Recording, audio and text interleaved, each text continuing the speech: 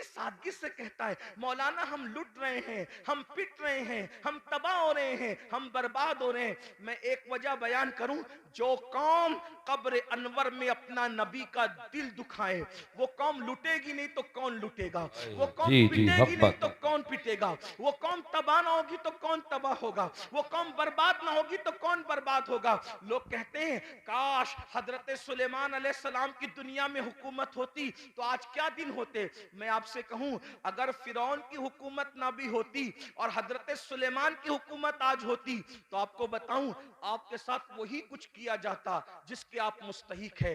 क्यों? अल्लाह को यह कब गवारा है कि उसके महबूब का दिल एक दिन में हजारों बार तुम छलनी करो और अल्लाह तुम पर रहमतों की बरसात बरसाए, रहमतों की बरखा बरसाए। मुसलमानों याद रखना, दुनिया में जो होता है अल्लाह की मर्जी के बगैर नहीं होता। आज हमारे घरों से धुआं न उठता अगर हम हुजूर का दिल न दुखाते। माँ का जो दिल दुखाए, मरते वक्त उसकी जबान पे कलमा नहीं आता। माँ का जो दिल दुखाए वो दुनिया में जलील होता है। जब माँ का दिल दुखाने वाले का अंजाम ये है, तो रसूलुल्लाह का दिल जो कब्र अनवर में दुखाते हैं, अपने आप में डूब कर सोचो एक दिन में कितनी मर्तबा मेरे नबी का दिल दुखाते हो। जो रसूल जानवर का भी दिल दुखाने से मना करे, जो नबी पिस्सू और मक्खी पर जुल्म करने से मना करे, जो रसूल मुर्गी और कुत्ते और बिल्ली पे जुल्म करने से मना करे, तुम अपने नबी का दिल छलनी कर रहे हो अल्लाह। और फिर उस पर तुम ये तमन्ना करते हो कि ये होगा वो होगा। मुसलमानों, सैयदना फारूक आजम रिवायत करते हैं, जिसको फकीह अबुल्लाह समरकंदी ने लिखा, कि तुम छोटे से छोटा भी गुनाह करते हो तो उससे हुजूर का दिल दुखता है, उससे हुजूर का दिल। अल्लाहु अकबर, अल्लाहु सोचो, अकबर। अल्लाह कब्र में नबी का इतना ख्याल फरमाए कि 70,000 फरिश्ते सुबह को भेजे कि शाम तक तुम दुरूद पढ़ो महबूब पर, जी और जी। 70,000 शाम को भेजे कि तुम सुबह तक दुरूद पढ़ो मेरे नबी पर। अल्लाह खुद भी दुरूद भेजे, फरिश्तों को भी दुरूद भिजवाए कि तुम भी दुरूद भेजो। और एक बार जो फरिश्ता आ जाए दोबारा फिर वो आ नहीं सकता। और हम क्या भेज रहे हैं? जिना के तीर, दाढ़ी मुड़ाकर तीर, गाने सुनकर तीर, औरतों पे जुल्म करके तीर, गुनाहों को करके तीर। सोचो, जो कौम, ऐसी भी कौम दुनिया में कोई गुजरी है जो अपने नबी का दिल छन्नी करे, नबी के दिल पे नश्तर लगाए? सोचो, वो अल्लाह। दिल, जिस दिल का ख्याल कुदरत को इतना है कि सिर्फ नजरें उठ जाए हसरत से तो अल्लाह किबला बदल दे और बता दे कि मैं बेनियाज होकर तेरी खुशी के लिए किबला बदल सकता हूं, तो वो बेनियाज होकर किबला बदल दे और हम मजबूर और गुलाम होकर अपनी जिंदगी नहीं बदल सकते, जिंदगी में तब्दीली नहीं ला सकते। हजारों की महफिलें जमा हो रही है तकरीर सुनने के लिए, जिंदगी बदलने कितने आ रहे हैं, जिंदगी तब्दील करने कितने आ रहे हैं। बस इतना ही अर्ज करना चाहता हूं, यही तो हमारा रोना है कि हम सबके दिल का ख्याल करते हैं। दुकान बंद करके शादी में क्यों जा रहे हो? पता है यार, दोस्त के बेटे की शादी है, मेरा यार नाराज ना हो जाए। समधी के घर दुकान बंद करके मैयत में इसलिए जा रहे हो यार, मेरे समधी के बाप की मैयत है, कहीं वो नाराज ना हो जाए। समधी की खुशी के लिए दुकान बंद हो सकती है, दोस्त की खुशी के लिए दुकान बंद हो सकती है, रसूलुल्लाह की खुशी के लिए क्या नमाज के वक्त तो दुकान बंद नहीं हो सकती? बताओ तो सही मुसलमानों, सबकी खुशी का ख्याल कर रहे हो, नबी की खुशी बेशक। का ख्याल कब करोगे? सबके ही बुलावे पर जा रहे हो, नबी के बुलावे पर कब आओगे? ये मौजिन जो 5,000 रुपये को तुमने रखा है, ये उसकी आवाज नहीं है, आवाज उसकी है, मगर वो नबी का नुमाइंदा बनकर तुम्हें बुला रहा है। हय्या अलस सलाह, आओ नमाज के लिए। उस आवाज को मामूली मत समझना, इसलिए कि वो रसूलुल्लाह का मुकर्रर करदा नुमाइंदा है जो 5 वक्त बुला रहा है। वरना अजान का मकसद तो सिर्फ इतना ही है, हय्या अलस सलाह, बस। हय्या अलस सलाह के अलावा अजान का मकसद क्या है? मगर अजान शुरू कहां से होती है? अल्लाहु अकबर, अल्लाहु जी। अकबर, यानी नमाज के लिए बुलाने वाला शुरू कर रहा है। मुझे जिसने खड़ा किया है, जिसका मैं नुमाइंदा बन करके तुम्हें बुला रहा हूं, वो कोई मामूली हस्ती नहीं। अल्लाहु अकबर, अल्लाहु अकबर, अल्लाह सबसे बड़ा है, अल्लाह सबसे बड़ा है। ज़हन में सवाल आता है, जब अल्लाह सबसे तो वो है कैसा? अशहदु अल्ला इलाहा इल्लल्लाह, अल्लाह के सिवा कोई माबूद नहीं है। उसकी निशानी क्या है? अशहदु अन्ना मुहम्मद रसूलुल्लाह, मोहम्मद अल्लाह के रसूल सबसे बड़ी निशानी है। बोलना क्या चाहता है? हय्या अलस सलाह, आओ नमाज की तरफ। नमाज की तरफ आऊंगा तो क्या मिलेगा? हय्या अलल फलाह, नमाज के लिए आना तेरा काम है, कामयाबी अता करना उसके करम पर। बेशक नारे तकबीर, नारे रिसालत, मसलके आला हजरत औलादे रसूल हजरत सैयद अमीरुल कादरी साहिब क़िबला।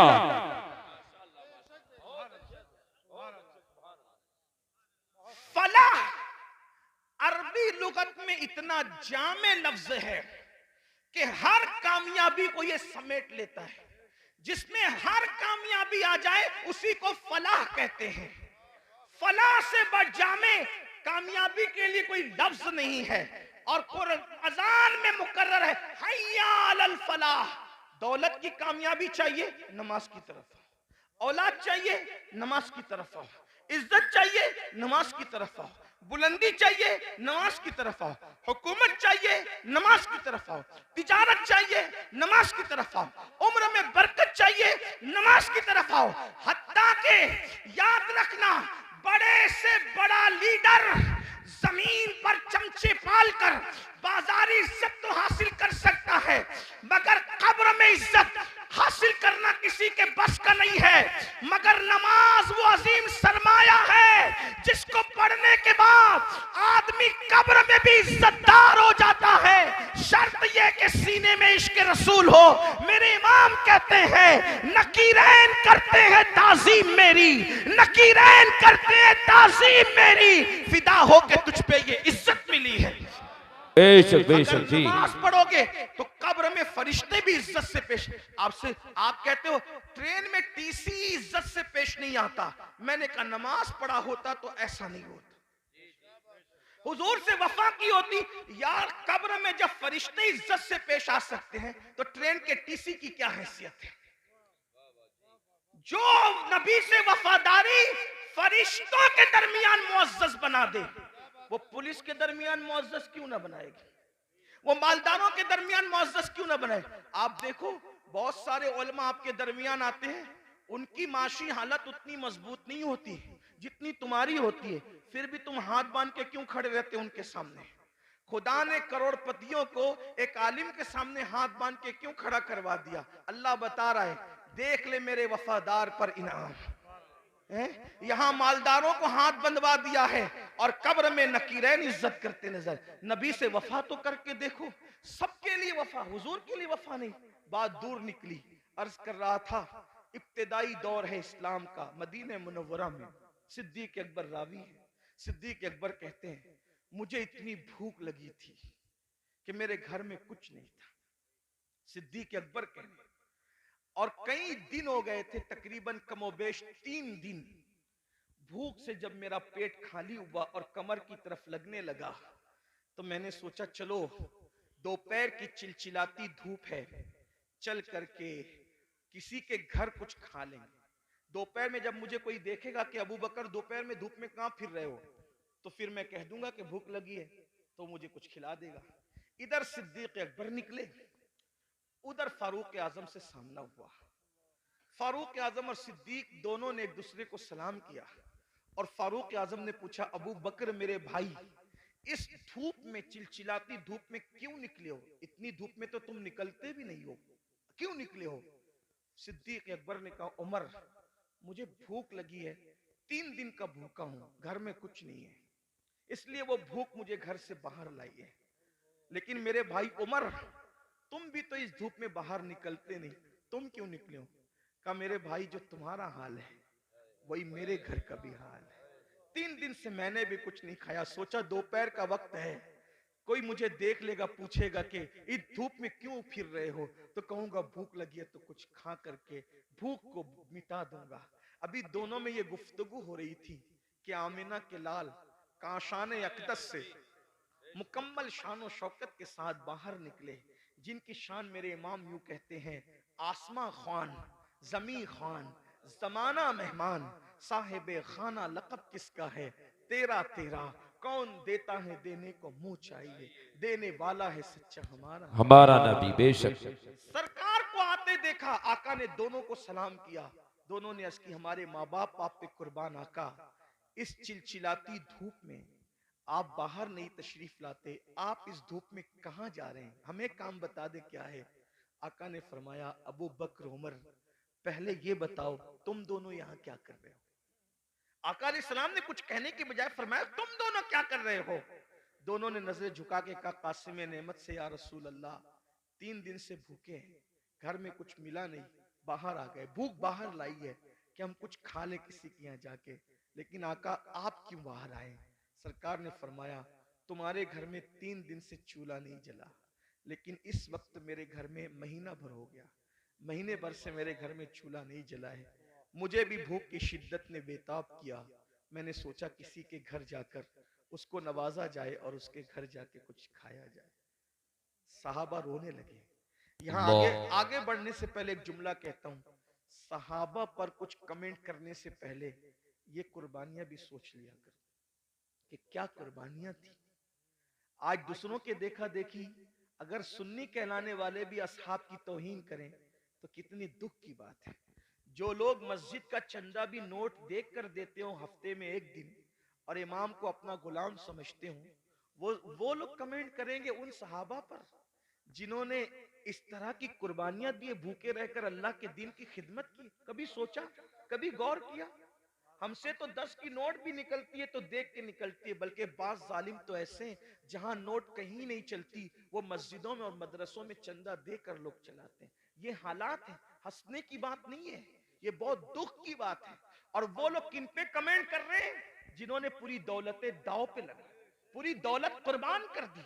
हत्ता के सिद्दीक बावफा तो वो है जिसने तबूक के मौके पे कुर्ता भी चंदे में दे दिया और टाट पहन लिया, और जब पूछा गया कि कुर्ता क्यों दे दिया चंदे में, कहने लगे हम जंग पे जा रहे हैं और मैं जानता हूं मुसलमानों के पास शहीद को कफन देने के लिए कपड़ा भी नहीं है, अगर कोई मेरा भाई शहीद हो जाएगा तो अबू बकर का कुर्ता कफन के लिए काम आ जाएगा। ये उनके जज्बात थे। मुसलमानों, हक जिंदा है तो हक की आवाज भी जिंदा रहेगी, और यही अहले सुन्नत का तुर्रा इम्तियाज है।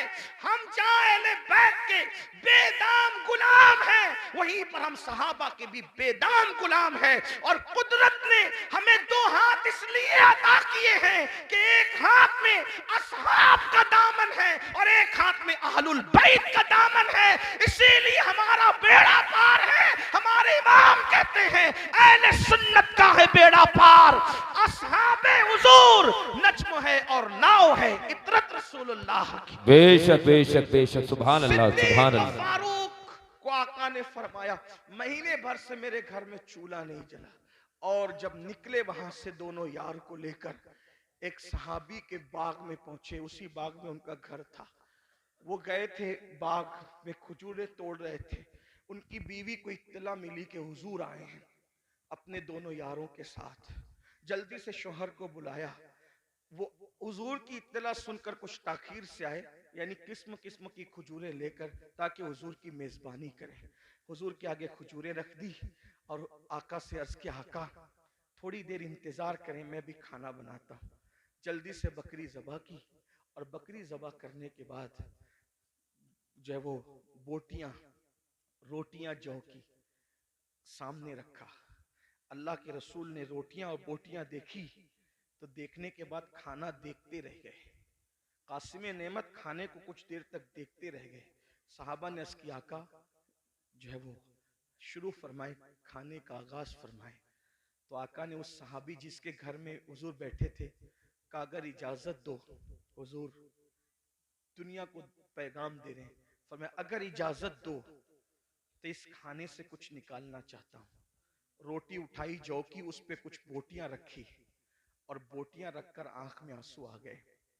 फरमाया कि जितने दिन से मैं भूखा हूं उतने ही दिन से मेरी बेटी फातिमा तो ज़हरा भी भूखी है। जितने दिन से मेरे घर में चूल्हा नहीं जला है, उतने ही दिन से मेरी बेटी फातिमा के घर चूल्हा नहीं जला है। जब ये ताजा खाना मेरे सामने आया तो मुझे मेरी बेटी फातिमा ज़हरा की भूख याद आ गई। एक काम करो, पहले उसे ले जाकर दे दो, मेरी बेटी खा ले, उसके बाद मैं खाऊंगा। और वो खाना जब सैयदा के घर पहुंचा, उसके बाद हुजूर ने खाना खाया। इतना पूरा वाकया इतना लंबा चौड़ा बयान करने के लिए एक ही वजह थी कि एक जुमला बयान करना था। हुजूर ने वो खाना खाया और खाने के बाद फिर हुजूर की आंख में आंसू आ गए, हुजूर रो पड़े। सहाबा ने पूछा, या रसूल अल्लाह, जब भूखे थे तो नहीं रोए आप, और आप अब खाना खा के क्यों रो रहे? भाई रोना तो आदमी को भूखे पेट आएगा ना, कि मेरे पास खाना नहीं है। खा के रोने का मतलब क्या? अब आका ने जो फरमाया, यही एक जुमला पढ़ने के लिए इतना बड़ा वाकया मैंने पेश किया। गौर से सुनना। आका इरशाद फरमाते हैं, अल्लाह ने कितना लजीज खाना हमें खिलाया ना, बकरी का गोश्त और जौ की रोटी। सैयदुत ताम है, ये खानों का सरदार है। कितना लजीज खाना अल्लाह ने हमें खिलाया। अब मैं इस पे रो रहा हूं। अगर क़यामत के दिन अल्लाह मुझसे इस खाने के बारे में सवाल करेगा तो मैं अल्लाह को क्या जवाब दूं? कौन कह रहा है?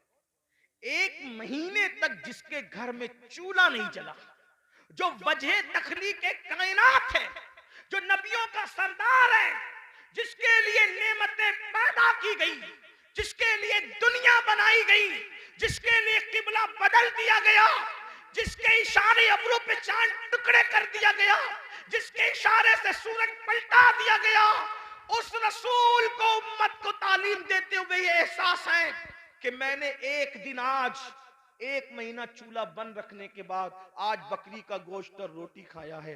अगर अल्लाह मुझे इसके बारे में पूछेगा, मैं क्या जवाब? हालांकि हुजूर अलैहिस्सलाम से कोई सवाल नहीं होना, वो तो शाफ़ई यौमुन नुशूर है। उन्हीं के इशारों पर लोग बख्शे जाएंगे। मेरे इमाम कहते हैं, एक मैं क्या, मेरे इसिया की हकीकत कितनी, मुझसे 100 लाख तो काफी है। इशारा तेरा बेशक से पत्ता सा उड़ा जाता है, पन्ना हल्का सही भारी है, भरोसा तेरा बेशक। जिंदाबाद जिंदाबाद। रसूल अलैहिस्सलाम को ये एहसास तालीम उम्मत के लिए बेचैन कर रहा है। अल्लाह मुझसे पूछेगा तो मैं क्या जवाब दूंगा? बताओ मेरे भाइयों, एक दिन में 2-2 मरतबा कपड़े बदलते हो, 3-3 मरतबा पेट भर के खा। मैं मना नहीं कर रहा हूँ, खाने के लिए मना नहीं कर रहा हूँ, कपड़े पहनने के लिए भी मना नहीं कर रहा हूँ, लेकिन इतना जरूर कहना चाहता हूँ, जिस खाने के रंग में डूबकर रज़्ज़ाक़ को भूल गए हो, जिन कपड़ों के गुरूर में अल्लाह को भूल गए हो, वो हमसे पूछेगा और वो हमसे सवाल करेगा। कभी सोचा, 1 हफ्ते का हिसाब अगर अपना पीर ले ले तो हम हफ्ते भर का हिसाब पीर को नहीं दे सकते। जब अल्लाह पूरी जिंदगी का हिसाब हमसे लेगा तो अल्लाह को क्या जवाब देंगे? जो कुछ कर रहे हो फरिश्ते लिख रहे हैं, जो कुछ बोल रहे हो फरिश्ते लिख रहे हैं, और ये सारा नामे अमाल जमा हो रहा है, और ये सारा नामे अमाल क़यामत के दिन हमारे हाथ में दिया जाएगा। और अल्लाह फरमाएगा, इक़रा किताबक, पढ़ अपना नामे अमाल।